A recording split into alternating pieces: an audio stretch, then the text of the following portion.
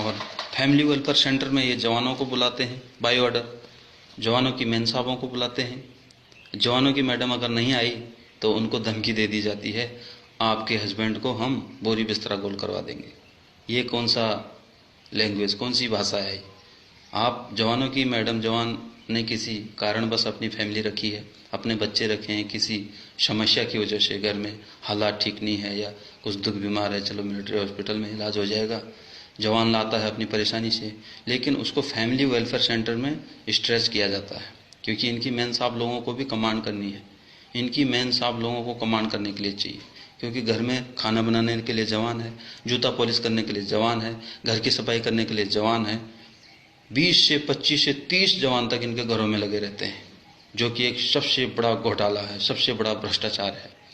इस पर कोई नज़र नहीं रख रहे लोग, इस पर कोई बोलने को खुश नहीं है, लेकिन हम बोलेंगे, हम छोड़ेंगे नहीं। इनकी मेन साहबों की जो दादागिरी सेना में चल रही है अफसरों की, इन अफसरों ने अपनी मेन साहब लोगों को आगे कर रखा है। कहीं भी अगर कोई वीआईपी अफसर आता है तो जूनियर अफसर अपनी मेन साहब को, लोगों को वहाँ रिसेप्शन में भेज देंगे। इस प्रकार से इन लोगों ने अपनी एक यूनिटी बना रखी है। सीनियर अफसर से जूनियर अफसर तक सब एक हैं, ये मिले हुए हैं।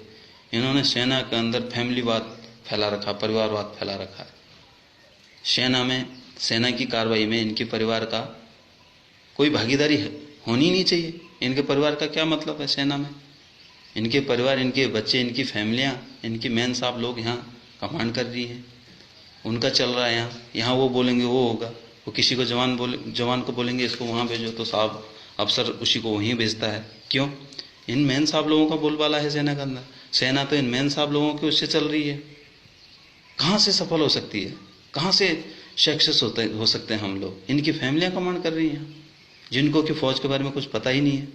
वो जवानों को ब्लडी बोलती हैं, उनको सलामी मारनी पड़ती है, उनको सलूट मारना पड़ता है मेन साहब लोगों को। ऑफिसर बोलता मुझे मारो मत मारो, मेरे मेन साहब को सलूट मारो। तो ये कौन सा काम करवा रहे हो आप हमसे? हम आपके मेन साहब को सलूट मारे तो आप भी मारो हमारी मैडम को सलूट। आप हमारी मैडमों को वहाँ फैमिली वेलफेयर सेंटर में डांस करने को बोलते हैं, आपकी मेन साहब लोग हंसती हैं। आपके बड़े सीनियर अफसर आते हैं, जूनियर जवानों की मेन साहब वहाँ डांस कर रही हैं, नाच रही हैं। ये कौन सा तरीका है आप लोगों का? क्यों इतना परेशान कर रहे हो जवानों को? ये फैमिली वेलफेयर सेंटर क्यों चला रहे हो आप लोग? दादागिरी दिखाने के लिए, जवानों को चक्कर कटाने के लिए? उनकी मेन साहब लोगों को क्यों परेशान कर रहे हो? वो कोई इलाज के लिए आए हैं, कोई प्रेग्नेंट है, किसी के घर में समस्या कुछ है, और यहाँ आप लोग बाय ऑर्डर उनको तंग कर रहे हो। ऑर्डरों में देते हैं, अगर कल फलाने की मैडम वहाँ पे नहीं आई सिलाई मशीन चलाने के लिए, तो वो बिस्तरा अपना गोल कर लेगा और यहाँ से चल देगा, यानी उसको तुरंत पोस्टिंग कर दी जाएगी। इनकी फैमिलियों की, इनकी मेन साहब लोगों की ऐसी पावर चल रही है यहाँ पे। जवान को तंग करने का इन लोगों ने, पूरे परिवार ने, अफसर के पूरे परिवारों ने ठेका ले रखा है। इन्होंने अपनी घर की खेती समझ रखा है फौज को। इनके घर की खेती है फौज। इनका पूरा यूनिटी बनी हुई है, यहाँ से वहाँ फोन चला जाता है, वहाँ से यहाँ फोन चला जाता है। अगर किसी जवान को यहाँ से ये पोस्टिंग भेज भी देंगे तो वहाँ पहले इनका फ़ोन चला जाएगा, देख लेना भाई फलाना बंदा आ रहा है, उसको भेज रहा हूँ, उसको देख लेना। इसका क्या मतलब होता है? इसके मतलब जवानों को अफसरों से खतरा है, जवानों को अफसरों से खतरा है। इनकी यूनिटी बनी हुई है, जवान कुछ बोल नहीं सकता इनको। अपने हक की लड़ाई भी जवान नहीं लड़ सकता। इनकी मेन साहबों की चमचागिरी करो।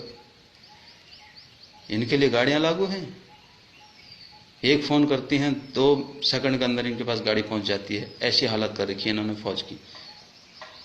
यह हालत है आज सेना की। जवान गाड़ी मांगेगा नहीं मिलेगी, जवान को गोली भी लग जाएगी ना तब भी गाड़ी नहीं मिलती। मरने दो बोला, शहीद हो जाएगा। लेकिन मेन साहब बोलेगी मेरे पेट में दर्द है तो 2 सेकंड में गाड़ी आ जाएगी। इनकी मेन साहब को प्रियोरिटी है, जवान को प्रियोरिटी नहीं है। जबकि हकीकत में भारत सरकार जवान को दे रही है, इनकी मेन साहब लोगों को नहीं। लेकिन यहाँ चल रहा सारा उल्टा, सिस्टम पूरा उल्टा चल रहा है। आप क्लोथिंग में देखो, क्लोथिंग में कितना घोटाला है। हम पूरी क्लोथिंग खरीद के पहन रहे हैं, एक भी कपड़ा हमारा स्टोर का नहीं है, सरकारी नहीं है, सारा खरीद के पहन रहे हैं। तो फिर ये क्लोथिंग इशू हो क्यों रहा है? ये घोटाला नहीं है? इसकी जांच नहीं होनी चाहिए? जब हम मैं हमारे पहनने में वो सामान आ ही नहीं रहा है क्लोथिंग वाला, तो क्यों इशू कर रहे हो? बेफालतू का क्यों खर्च कर रहे हो? गवर्नमेंट को क्यों नुकसान में डाल रहे हो? गवर्नमेंट का क्यों खर्चा कर रही थी जब हमने कोई पहनना ही नहीं? हमने अगर कोई सरकारी पहन भी लिया तो अफसर उस पर उंगली उठा देता है, ये कौन सा कपड़ा है तेरा? तो क्यों हमें इशू कर रहे हो आप? जब हमने वो क्लोथिंग पहनना ही नहीं है तो इशू क्यों कर रहे हो हमें? बेवकूफ़ बनाने के लिए, गवर्नमेंट पर चूना लगाने के लिए सारे मिले हैं, सब घोटाले हो रहे हैं। क्लोथिंग पे भी घोटाला हो रहा है।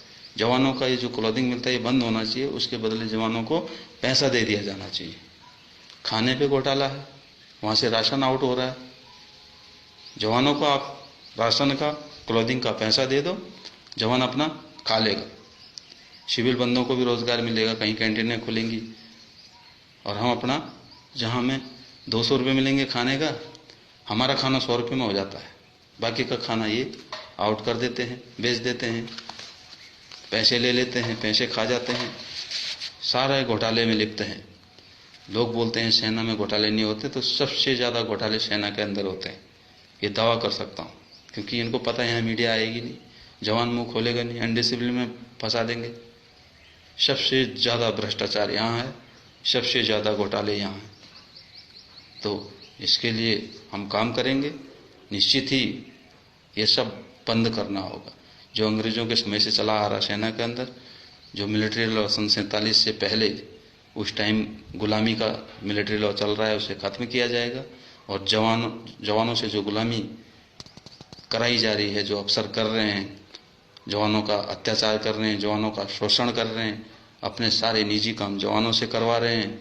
और जब पूरे जवानों को निजी काम में लगाओगे तो जो हमारा असली काम है उसे तो हम भूल ही जाएंगे ना।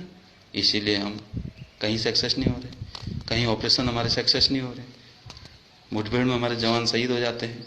जो एक हफ्ते हथियार चला के मिलिटेंट आता है वो हम पर हैवी हो जा रहा है। हमारा जन्मजात काम है हथियार चलाना, गोली चलाना, वो हम पर हैवी हो जा रहा है। क्यों? इसका कारण यही है, सेना में प्रोजेक्ट ज़्यादा हो गए, स्कूल ज़्यादा हो गई, कैंटीनें ज़्यादा हो गई, बंगलों में सेना के जवान भरे हुए हैं, इनके रिश्तेदारों में सेना के जवान घूम रहे हैं। इस वजह से जवानों का जो हकीकत काम है वो उन्हें नहीं दिया जा रहा है। इस वजह से वो उस काम को भूल के और वहाँ जब जाते हैं तो धोखा खा जाते हैं। तो ये सब चीज़ें, सेना का निजीकरण बंद होना चाहिए। सेना का जो ये अपना फैमिलीकरण कर रखा है इन्होंने सेना का, ये बंद होना चाहिए। सेना के जवानों से सिर्फ सेना का काम कराया जाना चाहिए। ऐसा मिलिट्री लॉ बनना चाहिए, संशोधन होना चाहिए मिलिट्री लॉ में। और निश्चित ही भारतीय संस्कृति अपना स्थान लेगी और ये काम जल्दी से जल्दी होगा, हम सब लोग, आप लोगों के सहयोग से। जय हिंद, जय भारत।